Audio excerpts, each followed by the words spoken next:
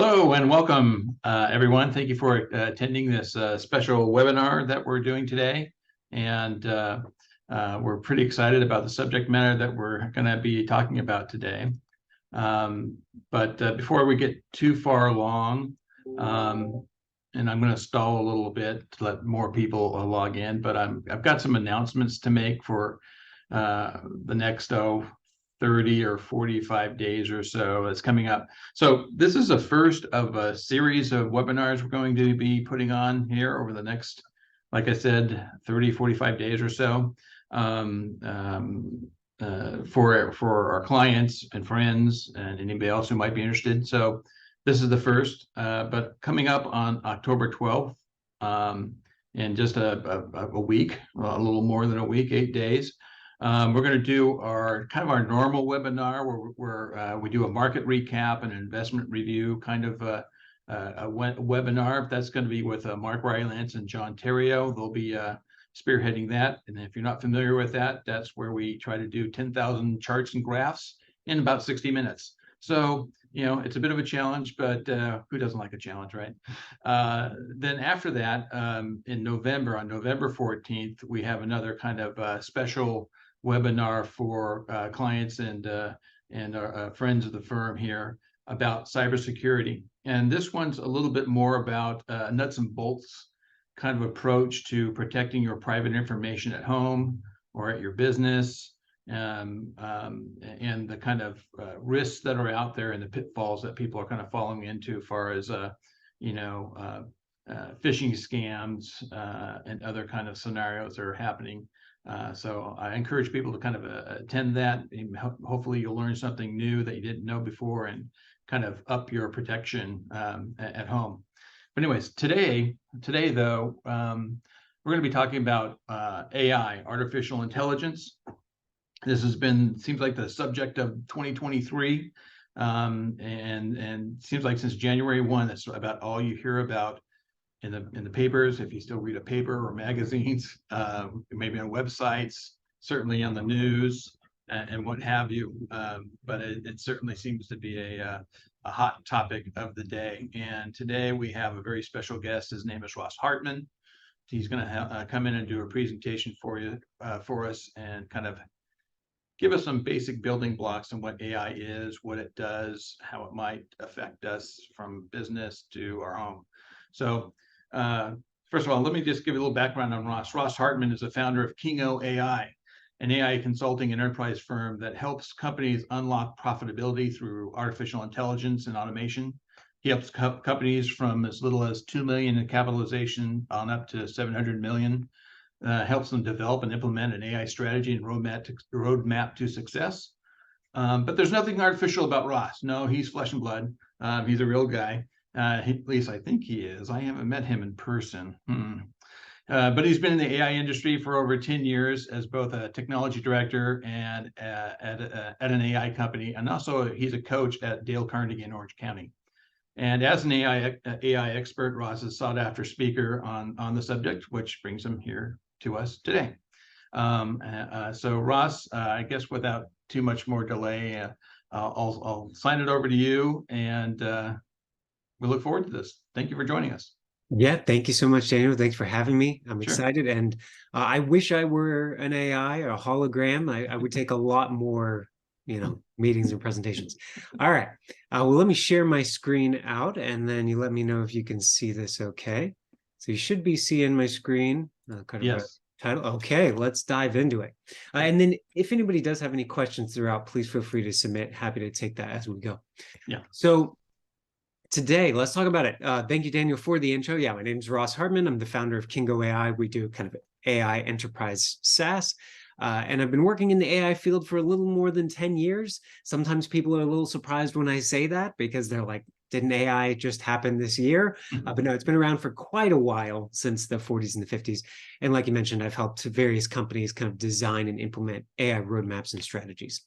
So today I want to kind of give you a bit of the landscape of AI, check out a couple of tools, look at some of the strengths of the technology, a bit of how it works, some of the limitations. We'll look at a few applications as well, but it's mostly just to get a feel for what it is and how it works.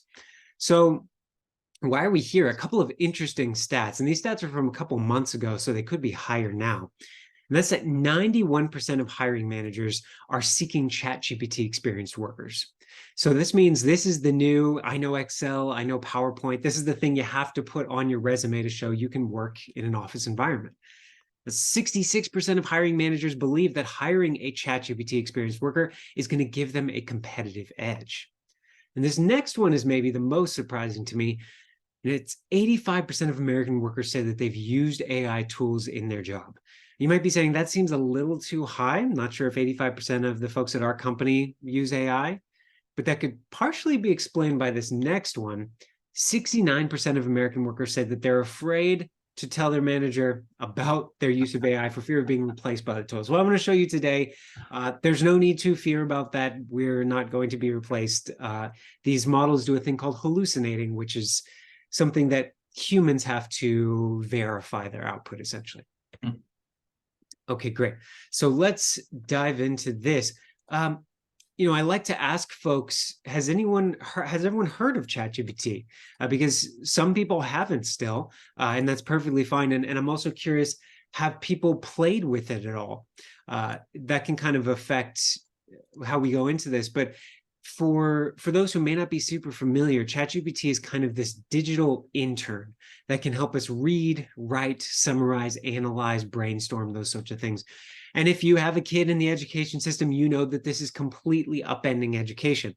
So students are using ChatGPT and AI to write their papers, to do homework, to do research. I don't know if anyone's planning on taking a trip coming up, a vacation, or you'd ever like to again in your lives. You can basically go to ChatGPT and say, hey, can you help me put together a personalized itinerary? We're going to, Italy, let's say. Can you help me pick out some great food spots and avoid these types of activities, something like that? And it'll put together that personalized itinerary. But people are using it. Ross, real quickly, I'm sorry. Yeah. This is just my question is, yeah. As I said earlier, it seems like this all just came to being in 2023, but has this been around a little bit longer than that? And how long have people kind of been, cheating, so to speak? No, it's a really good question. So AI has been around for quite a while, but what we're seeing right now is called generative AI, which is sort of a new type of AI that creates human-like content. And that is relatively new. It's technically been around maybe since 2017 or 18, but there's been no way to use it easily. This is the first year where it's able to be used easily.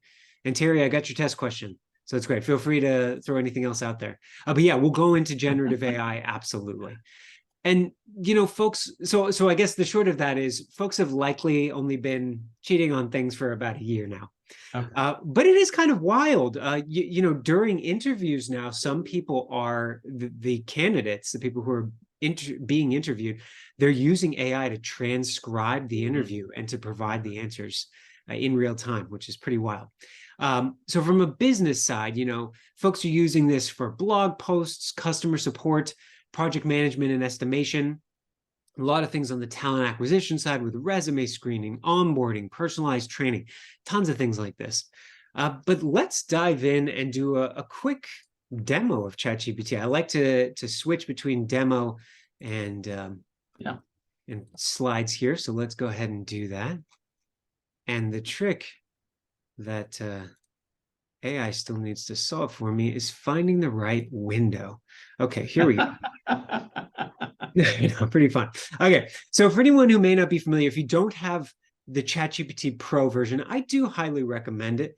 It's pretty valuable for a number of reasons, but one of the things you get is you get GPT-4, which is kind of the bigger model to GPT 3.5, which is the free version. 4 is just overall smarter, like having 30 more IQ points, more creative, more strategic, better at writing. So let's look at this. Down here is called your text box. This is where you put in your prompt. And your prompt is your question or your instruction. What do you want the AI to do, essentially? Kind of like the Google line that you put in whatever you're trying to inquire about. Exactly. It's kind of what you want. Now, we will talk about how this is a little bit different than Google and then search engines, but it's a great point. So, let's look at a quick example here. If we were going to say, you're writing a blog post for a company in architecture and planning, The blog post is called Navigating Building Codes, Key Considerations in Architectural Design.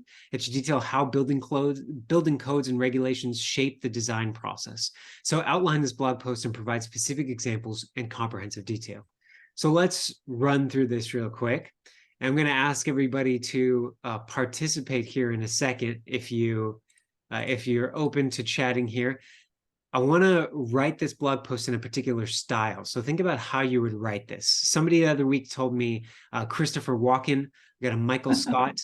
I was thinking of Dr. Seuss. Okay, Dr. Seuss. Okay, we'll go with Dr. Seuss. If anybody has anything else too, that's great. So you'll notice real quick, I asked for an outline of the blog post rather than the actual blog post right off the bat. Mm-hmm. And one of the reasons for that is that working with AI, it's a little bit different than we are in the sense that it doesn't think like we do. It doesn't think and then write. It kind of thinks as it writes. So we want to ask it to plan first. We want to ask it to think through its process and to outline before we actually ask it to write. So with that in mind, now that we've had it write its outline, we're going to say, use this outline to write the blog post. And let's write in the style of Dr. Seuss. And I think I wrote that correctly. Right. Okay, so let's break this down creatively in the whimsical style of Dr. Seuss. In a land where buildings rise and skies gleam so wide, here's a tale of codes and rules side by side. World of design where dreams soar and spin, come building codes guiding us from within. That's not bad. Not bad. It definitely makes it probably more interesting blog post. It does. If you need more engaging content, that's exactly it. Which is pretty cool. So, the interesting thing about this is, the thing I kind of want to demonstrate is that the AI knows how to follow instructions. Yeah. So you can tell it to speak more conversationally, more academically, formally, informally, those sorts of things. Yeah. So you can make this as technical or as layman as possible. Exactly. And honestly, what I like to do is I'll put in complicated text, a study or something like that. And I'll say, explain this to me with no jargon. And that is a pretty good prompt where it will say, okay, great. I'll explain this like you're not entirely sure what this is, which is, a lot of the time. So that's great. Let's dive back into it. Okay. I want to zoom out a second and say, what is AI? Well, AI is kind of getting computers or machines to accomplish tasks that normally require human level intelligence, which is a very broad definition. We're not interested in all of that encompasses. That includes robotics and computer vision and data science, and we don't care about all that today. We care about this thing that we were talking about earlier called generative AI. And generative AI is the ability to create human-like content. And it's not just text like ChatGPT. It's also the ability to create images, video, audio, all those sorts of things. So let's take a look at a slide here. Take a look at these images, particularly the one on the far left. These humans here are not real. They do not exist, totally fabricated by AI, which is incredible, right? So these images were created with a model called Midjourney, and Midjourney is accessible to you all for $10 a month, not bad. There are a ton of other models. So there's, we're going to look at another one for actually creating some images called Dolly 3 that just came out from OpenAI. I've heard of that one, yeah. You've heard of that one, yeah. Oh, it's great. And so this is a great model. I do want to say on the legal side of things real quick that the output of AI cannot be copyrighted, or at least that's what the Copyright Office says today. Okay. And this is a highly litigated area. So, what I tell you today may not be true tomorrow. And if you are going to use this in a business context, you'll want to look into a model called Adobe Firefly, by Adobe. Okay. That has maybe the best license for using it in a commercial context. Mm-hmm. But to give you an idea of the progress of this technology, take a look at these images. So version 1, that's February 2022, not too long ago. No. And then version 4, that's November 2022. That's when ChatGPT came out. 5.1 was a couple months ago, and then there's a 5.2 now, and they're working on a 6. So this is Midjourney, and it's pretty amazing. But now I kind of what does version 6 look like? I mean, does the water drops have water drops? I mean... Yeah, good question, right? We'll see when it comes out. It'll be better at text. It'll also be better at subtleties in Mhm. the human form. For instance, I don't know if you've tried generating AI art, but the fingers are usually messed up. You might have Yeah. somebody with 6 fingers, or 2 fingers are melded Huh. together. Kind of an interesting artifact there. Right. But let's create some images now. I want to Oh. show you this. Okay, so we are going to use Bing's. Now, DALL-E 3 is a new model from OpenAI. It is not yet available in ChatGPT, although it will be. But right now it's available via Bing's image creator. So I don't know if anybody has any images they want to create, anything we want to run through here, but I can just If somebody come up. has an image they'd like to, just throw it in the Q&A section and we'll translate it. But Yeah, yeah. in the meantime, I can make up something. Please, let's do it. Okay, so So he's not a plant. We've never done this before. So, I think I'm a bit of a nerd, so I would have like Spider-Man fighting Dr. Octopus in the style of Monet.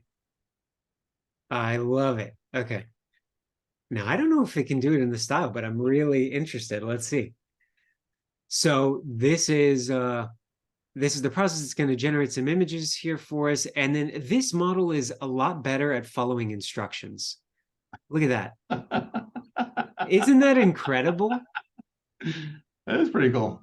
I mean, truly They got crazy. Spider-Man down, but Dr. Octopus, that's an interesting take on Dr. Octopus. Maybe doesn't fully understand that. Man, maybe.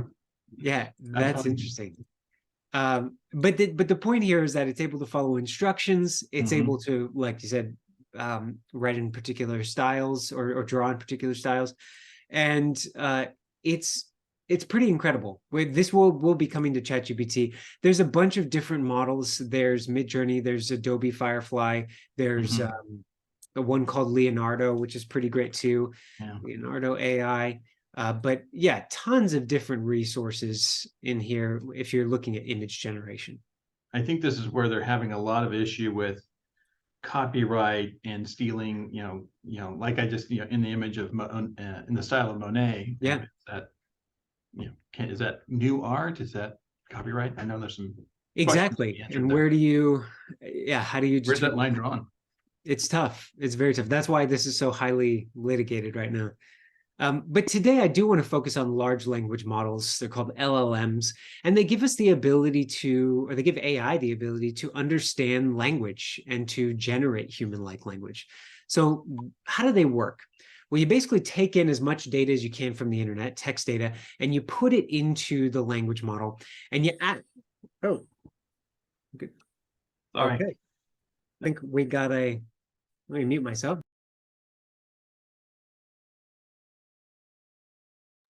I did know. I think that was scheduled. I knew that was scheduled, and it still caught me by surprise. Yeah, I had my phone off, the ringer off at least. Emergency test. All right. Yeah. So it works. That's good. So how are these language models trained? You take all the data from the internet, you put them into the language model, and you basically ask it to find patterns in the data. So what word follows which other word? So when we're typing on our phone, it's predicting the next word as you're Right. typing. It's just predicting in the sentence, but this is far more sophisticated. It's predicting the next word in the entire conversation. Mhm. So it's able to find those words that are most statistically likely to come next. And you can think of it as a fancy autocomplete machine. Pretty incredible that that's essentially what it does and how it works. But you did mention that kind of text box at the bottom is kind of like our Google input prompt, right? But it is, and I think when we first start to use AI, when we use ChatGPT, for instance, we do tend to think of it like a Google, and we ask questions like, Right. how old is this actor, or how big is this butterfly from this country? But it's important to realize that these models, they're not like search engines. They're not searching their database for facts and accurate information. They're more like human memory. And human memory, as amazing as it is, it still has faults. Right? We can remember most things, but we forget a few things, or we misremember things. And the AI can do exactly that. So these language models like ChatGPT, they're great for analyzing, for summarizing, for brainstorming, for problem solving, but they're not great for producing factual information. That's why we still need search engines. So search engines are great at accessing real-time information that is accurate and factual most of the time, depending on the sources, where language models are better at thinking about data. So it's just an important distinction there. And one of the reasons is because language models only have information up to a certain point. So ChatGPT only has information up to September 2021, which means anything that happened after that, it doesn't know. And each of the different models has a different training date. So examples of good problems for language models to solve, things like we spend too much money, we don't close enough deals, we want to create a new security policy, we need to improve employee engagement. Like, these are questions that are problem-solving things that are open-ended. They don't have one single answer. Whereas kind of worse problems for language models to solve, give me the top 3 consumer goods. This is a fact-based question about sales. What's the specific local regulations for construction in LA? That, again, is something that could have changed since September 2021. And then what are the current market price of Bitcoin? Again, that's not something that it has access to. So it seems like it's limited on things that are happening right now, and maybe things that might need a little bit of an opinion. Yes, yes. It does tend to be better at things that need a little bit of thought and opinion and almost intuition, which is, rather interesting. So I want to look at some of the places where you can apply this. And I think one of the biggest takeaways is in the area of problem solving. So if I think we all have a ton of books, right, that we would like to read and just don't have time to read them, or at least that's the case with me. I want to show you that ChatGPT, for instance, can be used to help us solve problems. Let's say we have a negotiation coming up and we want to work on our negotiation skills. So what we can do is we can say, give me takeaways from the book Never Split the Difference, which is a negotiation book, and say, for each takeaway, provide a rating of your reasoning and put your output in a markdown table. So ChatGPT knows about most books, and it will know how to extract information, essentially. And so let's go through this. It's going to go through here and think about what this book is about, basically, and give us key takeaways from the book. And hopefully the book's been published in September 21st. Exactly. And it does have to be, and I'm going to restart this real quick because it put it in a code block, but I want it in a markdown table. Sometimes you have to tell it, that's not exactly how you want it. You want it a different way. And that's why I like to think of it as an intern. It's something you have to check its work. You have to give it instructions about how you'd like to see its output. But yeah, there are some books that were around as of September 2021, but weren't necessarily popular, and it has harder times getting those things. Are there certain things that might help show that maybe this isn't quite right, that the output isn't quite right? Is there some common pitfalls or something like that, or giveaways? Really good question. And when it doesn't get it right, that's called a hallucination. And we'll talk a little bit about that if we've got the time. A hallucination is where the AI makes something up. That is the industry term. There, unfortunately, is no current foolproof way to know whether it's hallucinating. The recommendation is just, for any fact-based thing, you want to use a search engine. So if we think something may not be totally right, we take it and Google it, essentially. Now, the other thing to note is that when it comes up with facts, they will look incredibly real. So remember that this is just a next token predictor, a next word predictor. It's creating text that looks real. And so that's why it can be challenging. But you can see here are those takeaways, the reasoning, and a rating of each of the takeaways. Pretty amazing, honestly. Yeah. And so that's a pretty great one. I want to show you another. That's pretty complex stuff, and it only took, what, 2 minutes, if that long? Yeah, and the reason for that, GPT-4 runs a little bit slower than GPT 3.5. If I were to say, here's 3.5, look at how much faster this goes. Yeah. Okay, there it is. This one's only going to take about 30 seconds. Wow. So it does depend. GPT-4 is a little smarter, but 3.5 goes faster. So you kind of have to decide what you want to use. But now let's look at a quick example of let's say we have a legal contract. So right off the bat, I want to say that this does not replace lawyers. You still need you still need your lawyer. You still need to send things to your lawyer, but it's kind of interesting as a first pass analysis of contracts of documents or summarizing emails. We'll look at that in a second. But I can put in a contract here and say, hey, are there any loopholes in here, or is there anything that I might not be considering? And it'll go through here and analyze each of the sections and call out whether it thinks there are any loopholes. Now, again, you have to check for hallucinations and make sure that it's actually correct. And that's why we still have to send these things to lawyers. But it's a decent start. And you can see here, I always like to call out this, this compensation section. It's calling out that there's vagueness in Exhibit B, and it's saying that Blue Tech has the right to amend this contract without Greensoft's ability. And of course, I had GPT-4 write this contract as well, which is pretty amazing. Now, I don't know about you all, but I receive verbose emails from time to time. I receive long-winded emails where folks are going on and on, right? So I had GPT-4 write one of those verbose emails, and I told it to put in action items that would be hard for somebody to pick up on. So now I'm basically going to say, I want you to analyze this email, summarize it, and provide a list of any action items that need to be taken, and use bullet points. Now, that's pretty cool. The fact that it can do this. Now, the other thing, though, is that I can tell it to, or excuse me, you'll notice that the summary here is going to be pretty long. And one of the reasons for that is what's called my custom instructions. And this is where you can tell the AI how you want it to think and how you want it to respond to you. So I tell mine to give me long responses.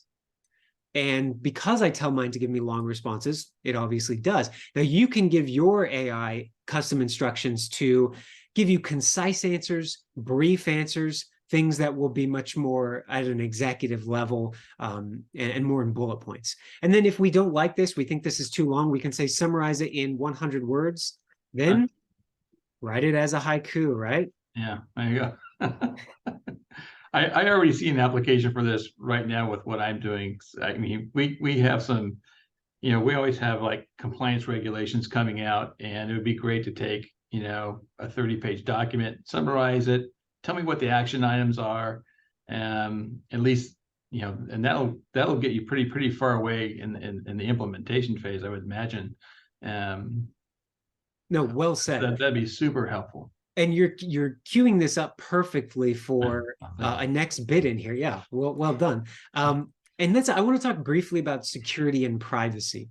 You'll notice that the text box down here is kind of black or grayed out. And one of the reasons is that I have what's called training turned off right now, which means any information that I put in here will not be used to train OpenAI's future models.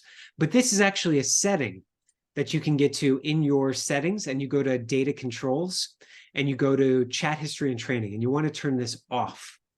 And you have to have this off if you want to put anything proprietary or confidential. Now, when you're working with any other model, you want to consider, does it have training on or off, right? And if they don't specify, chances are they're training on your data.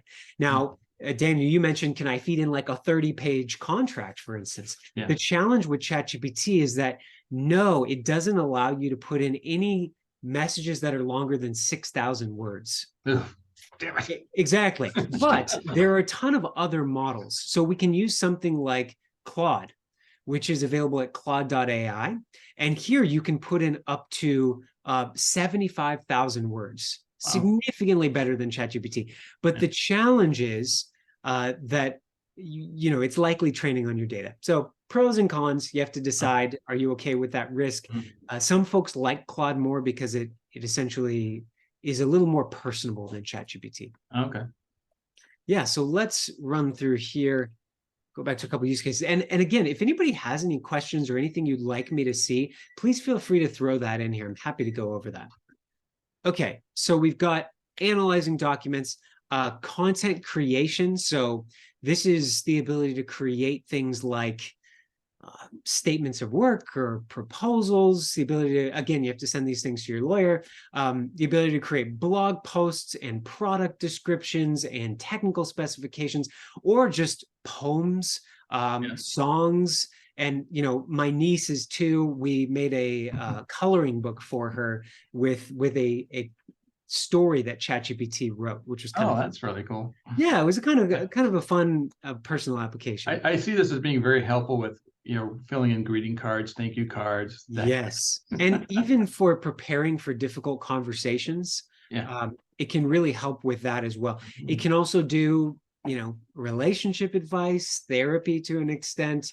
Obviously, it's not a trained professional, but it's Right. interesting in looking at some of those things. Yeah. So it also can help with summarization of emails. There's translation, so you can go from English to Spanish and then Spanish back to English, for instance. Brainstorming is a pretty cool application. You know, with humans, if you say, give me 10 more ideas, give me 10 more ideas, give me 10 more, and then, you know, they'd hit you over the head if you kept doing that. Right. But the AI will do that no problem. And it can work with personalized training. It's great at taking tasks that you have and putting them and saying, break this down into kind of 15-minute increments, essentially. And it'll help you do that. Now there's Like if you had a prolonged process of something. Exactly. So, you know, you have an 8-hour task and you need to break it down, but you don't know how. Well, ChatGPT can help with that. Okay. Which is pretty cool. And then there's classification. So, you know, you get an email, you can say how it'll tell you whether the person is angry, frustrated, upset, and then you can decide what to do with it at that point. Or text simplification. If somebody does send you a legal contract, you can say, hey, I'm not a lawyer. What does this mean? Don't use jargon. Or here's a technical document. What does this mean? There's also the ability to do anomaly detection, trend analysis, pattern detection. And I don't know if we'll have time to get into that, but Okay. interesting opportunities there. So really quickly, I want to look at image recognition now. And this one is pretty interesting because this came out in ChatGPT. I just got access yesterday, but anyone on the pro account will have access tomorrow at the end of the week at the latest. Okay. And I don't know if you can see my screen, but my Zoom has gone unresponsive. So can you still see my... I see the image recognition demo slide. Okay. And can you see the brain now? No. No, interesting. It's not appearing, but I guess this wouldn't be a tech demo unless I had some tech issues. Okay. So ask ChatGPT how to fix it. I know, honestly. Well, this is an area where it would be really good. Let me see. I might have to, unfortunately, jump right back in. Let me see. One moment, please. Sure. And we need to throw up a placard and some elevator music.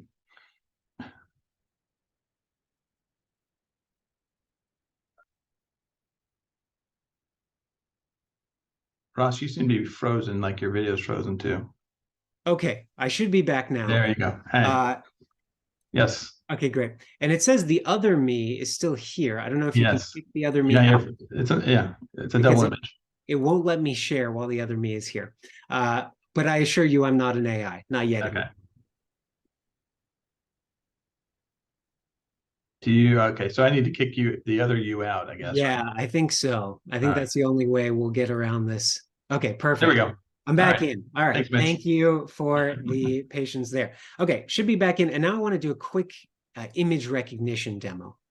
So this is Bard. I don't know if you're familiar with Bard. It's kind of like ChatGPT. It's a chat bot, but it's Google's version. And one of the cool things you can do with Bard is you can upload images. And I was kind of mentioning ChatGPT allows you to do this now on the pro version, or at least by the end of the week. And so you can click this upload image button. And we're going to upload an image here. And let's say I stumbled across this crazy technical image and I'm not sure what it is. And I say, you know, what is this? And so for anyone who may not be familiar or may not know, this is what's called an AWS software architecture. And I imagine most people are not familiar, and that's probably a good thing. But we can put this in here and we can say, I have no idea what this is. Can you explain it to me? And now Google Bard is going to actually read and understand the image. And it's giving us back a description of what's in here and kind of how this works. So it says it's for a fleet management company with connected vehicles and sensors. Kind of interesting. So, you know, on a personal level, you can put in a menu and say, what looks good? What do I want to eat here today?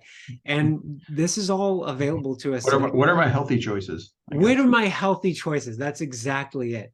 That's a really interesting use case.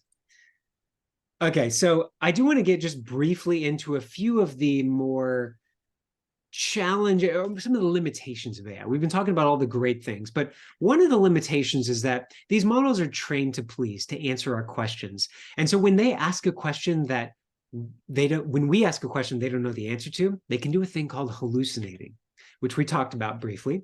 But there was this lawyer in New York who was asking ChatGPT for a list of cases of case law for his court case. He was suing a Colombian airline called Avianca. And ChatGPT said, yeah, no problem. Here's this list of cases. And there they are on the screen. But there's only one problem with this list. And that's that they're all totally made up. And so that's obviously a problem.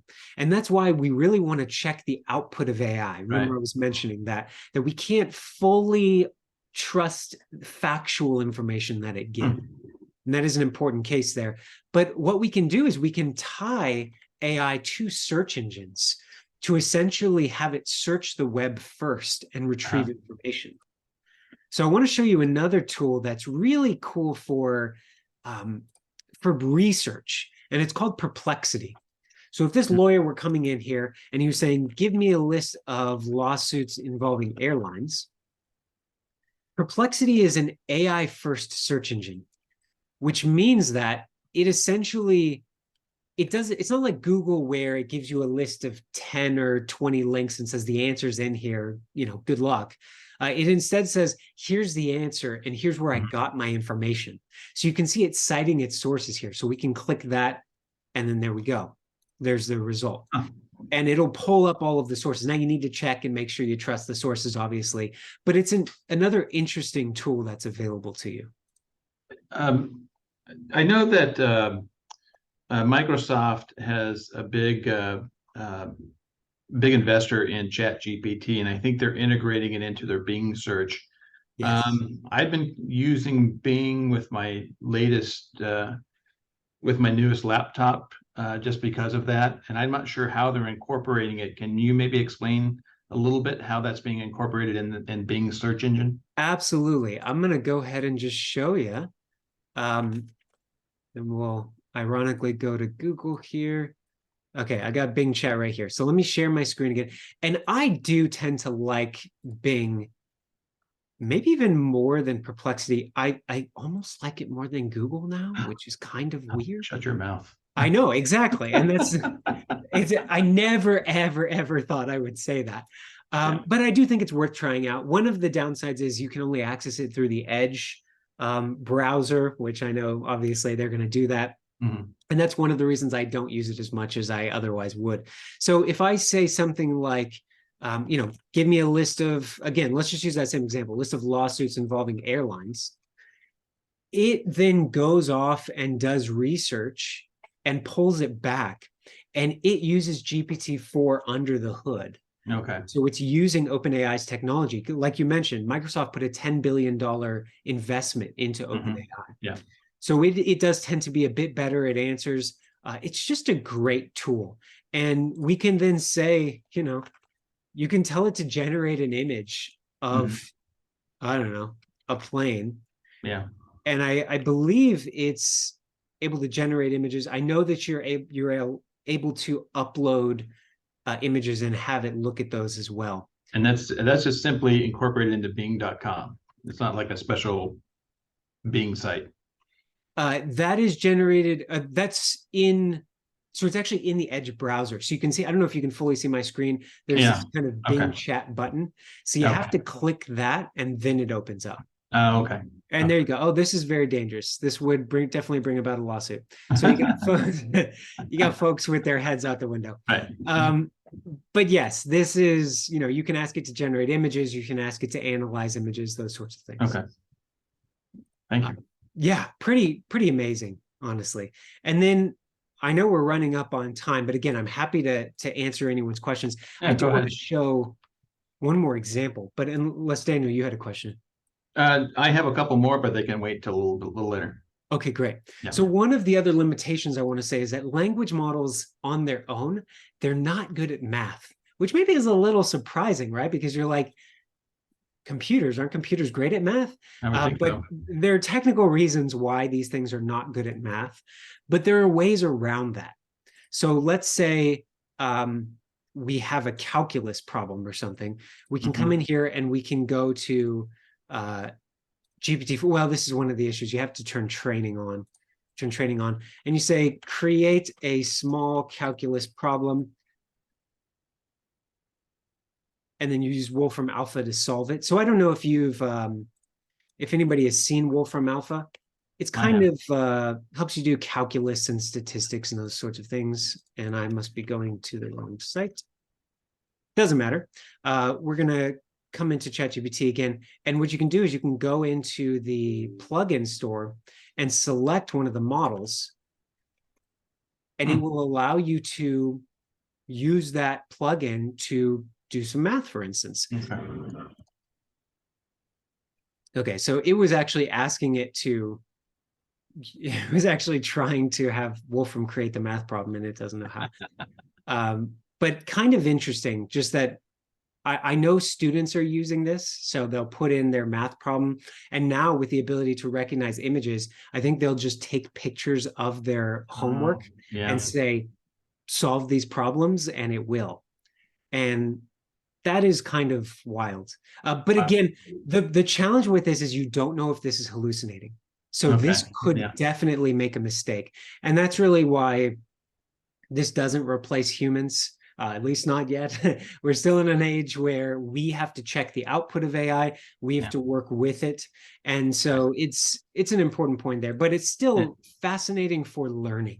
And kids, you still have to do your homework in order to fact check ChatGPT. Exactly. And that really is the challenge. Exactly.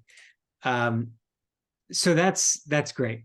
Let's see. And I think that brings us to, I have a few more demos, but I don't know if we want to get into any more. There's one that does kind of some maintenance prediction, and the AI can actually create its own AI.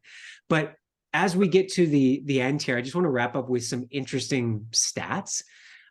That the Boston Consulting Group, this just recently came out, that they found that their folks who use ChatGPT finished 12.2% more tasks, completed tests 25.1% more quickly, and produced 40% higher results. And here's a visualization of that data.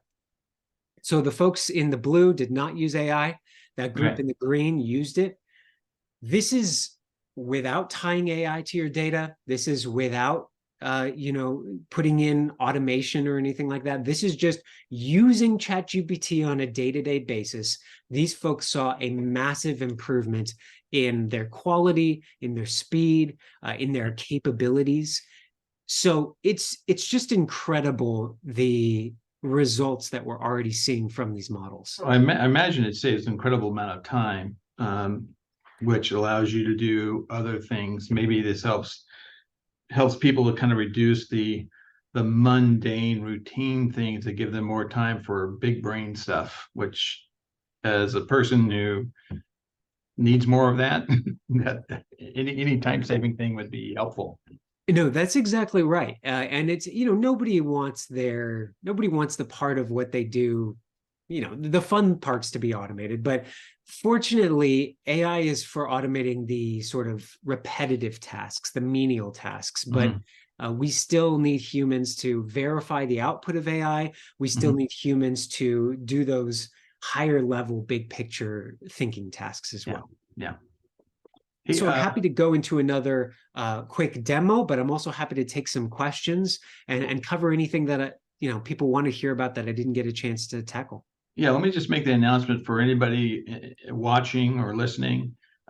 There's a Q&A chat, so if you have a question, place it in there, and I'll ask it for you. We'll keep an eye on that and try to answer those as they come, like one's coming right now. Anonymous wants to know if, for example, data ChatGPT pulls data prior to September 2021, at this point in time, what does that mean for future years? So is data going to be 2 years behind? Blah, blah, blah. Yeah. Yeah, Yeah. really How good stale question. does the information get? A really good question. So you can Yeah. see on this slide here, and I just very briefly passed over this, ChatGPT has information up to September 2021, like you're saying, but different models have different dates of information, essentially. And so Claude, which is one that I briefly looked at, has access to information up to July 2023, because that's the date on which it was trained. So it does have access to more recent information. And Bard is what's called always online. So it has access to the most recent information, but the challenge is Bard hallucinates more than any of the other models. So you have to watch out for that. And so to answer your question, yeah, these models are kind of stuck in time. Now, there are different things you can do to get around that. And one of those things is you can use browsing directly within ChatGPT, for instance. So I'm going to share my screen again real quick. And if you go to GPT-4, you can select Browse with Bing, and you can say, what are the latest trends in, I don't know, landscaping, right? Whatever's going on, you put this in here. Let's see. You know what? I might have to tell it. Yeah, it's not looking. I'm going to say, look up the latest trends. Look up the latest trends in landscaping. So giving it an instruction here. And now what it's going to do is it's going to go onto the web and search for this information so that it gets real-time information. And then it gets it back to you and has it right within your chat. And that's one way to bring in more updated information. And I imagine as this goes on, open source, it's open source that owns ChatGPT, correct? OpenAI. OpenAI, that's what it is. Yeah, exactly. OpenAI owns ChatGPT. And like you mentioned, Microsoft has a $10 billion investment in I that. imagine that September 2021 date will be pushed out. Soon it will be December 2021. It can't just keep it stale like that forever. I mean, that would be kind of ridiculous. And yes, it is coming up closer to today. Hey, I have there was a question here about, are there any ideas about solving hallucination problems? Yeah, so which I probably imagine is probably the problem. It is that you're exactly right. That's the number one thing that the model companies are looking to solve. So Sam Altman, the CEO of ChatGPT, he basically says that they're hoping to solve this within the next 2 years.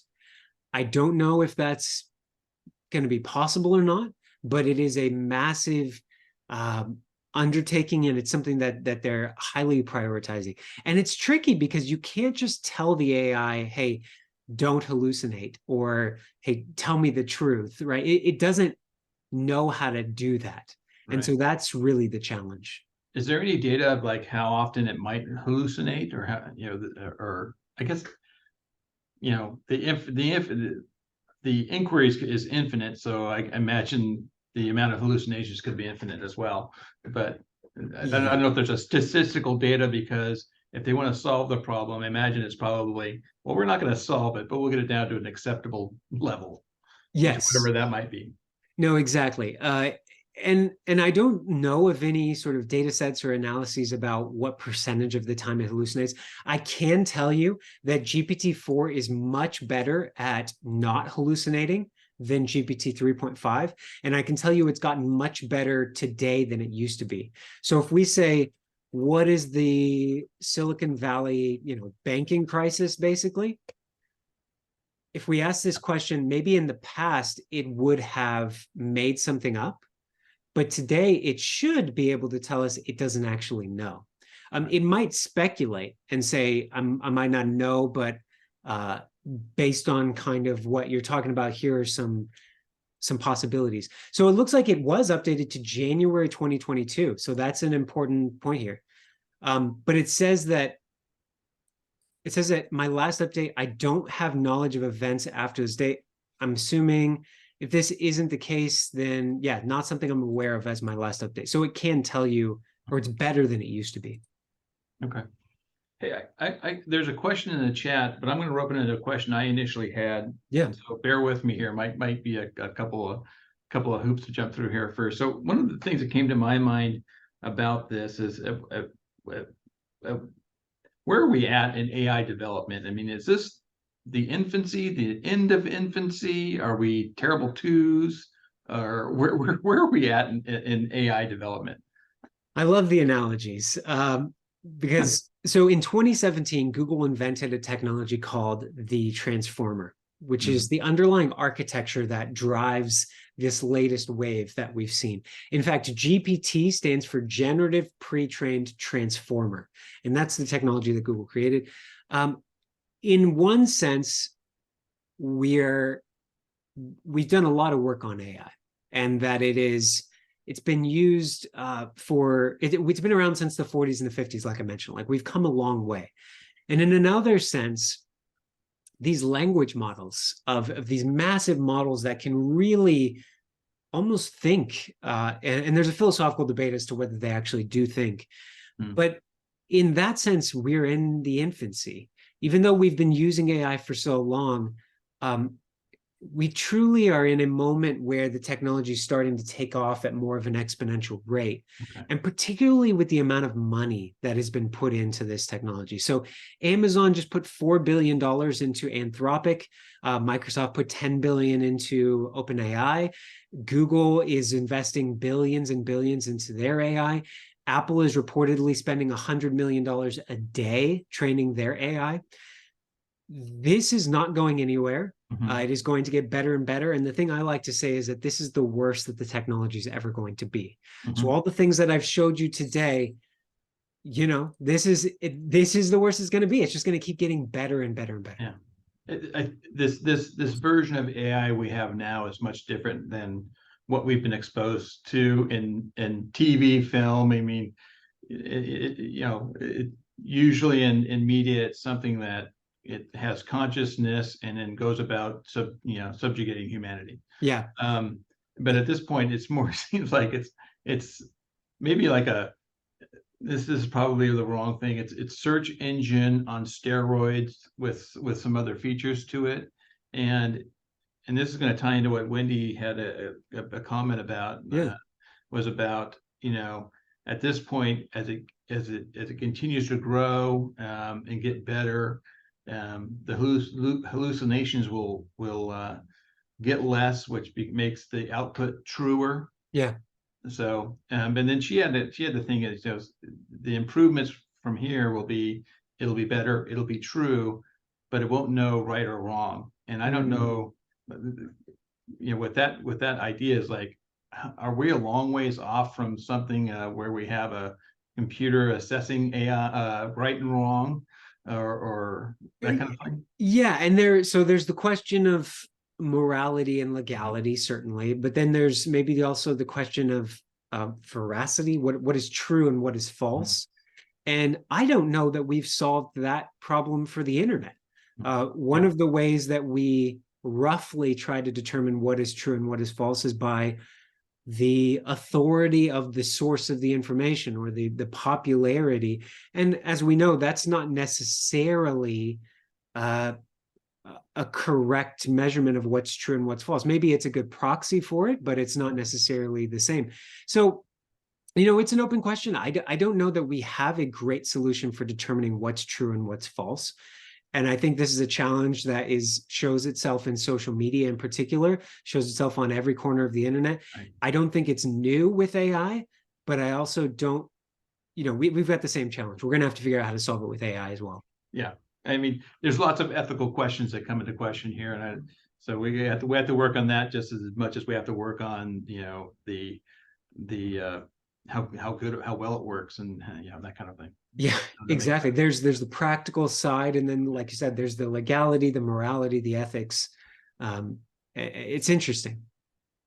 Hey, we have just a couple of minutes here, and Yeah, I have maybe one last question. I mean, it's easy to look at this and see how it really kind of changes the workplace, changes business, and how it can be leveraged for efficiencies, cost cutting, that kind of thing. What I'm kind of interested in is, you know, other than helping me fill out a greeting card or a note card, how is this going to affect me at home? at home. You know, Really you have good any, question. you have any thoughts? So personal use cases. First of all, I want to say that using AI is a bit of a behavior change or a habit Mhm. change.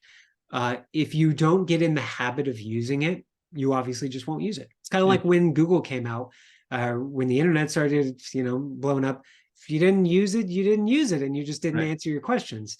But with AI, so I can think of a ton of things. So we can just take a picture of what's in the fridge and say, what can I make tonight? And then the AI can answer that and then give you question or give you recipe Right. suggestions and say, yeah, I like this one, but I'm kind of feeling this style of food. Do you have Mhm. anything in there? Or I mentioned creating coloring books Yeah, for children or yourself. Obviously, that's a right. good relaxing activity. One of the fun ones that I'm thinking about, I have a newborn on the way, is that when we have, when she's old enough for us to be doing daily activities and stuff Right. out and about, at the end of the day, you could have the AI write a bedtime story that's about what you did that day and to put together images, create a book every single night, which is pretty amazing. So it can help with games. You can have it create board games for Yes. you. It can create Yeah. text-based games. Gaming is huge. Education as well. I can't tell you the number of things that I have no idea how to do these Right. things, but I can ask, can you explain this to me like I have no idea Right. and walk me through it?